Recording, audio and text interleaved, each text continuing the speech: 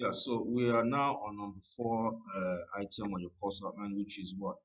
Introduction to HTML. Okay, we've done 1, 2, 3, as you can see. We are now going into number 4, which is introduction to HTML. This is where you begin to get introduced to the, the building materials. Okay, the HTML building materials, which is made up of what you call open and close tags. There are single tags, all those things. First of all, let me show you what we call the boilerplate code. All right, this is a shorthand of pushing it out immediately. Okay, so that you don't have to type. Everything you're seeing on the screen now is normally part of every project. Okay, so that's why there is a shorthand way of just bringing it all out at once, so that you don't have to be typing it over and over anytime you want to start something. Okay, so the interesting thing, everything you're seeing here is what the boilerplate code. That is the codes that must form part of every project. No matter what you're building, the code you're seeing in front of your screen now, you must use them. Okay. Now the thing is that we're going to go through what everything means. Everything you're seeing, we're going to go through what it means. But first and foremost, I want you to understand that when you go to your web page where the results of your code are meant to be displayed, okay, remember under the number 3 item, we talked about the process, the basic process of web development, that how you actually build something is that you type your code.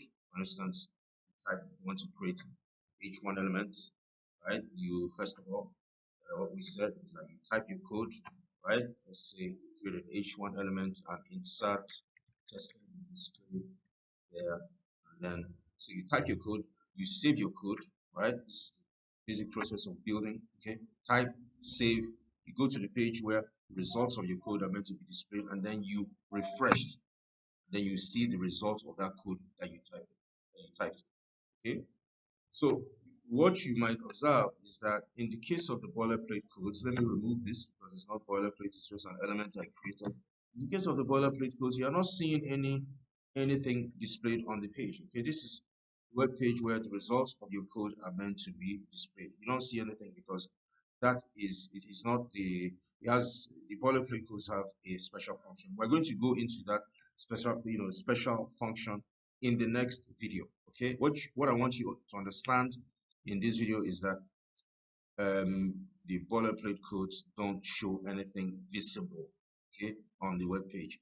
Just like they are foundational, they form part of every project. It's just like when you're looking at a house. Okay, if you're looking at a house, are you seeing the foundation? No, you are not seeing the part of the building that is below the ground.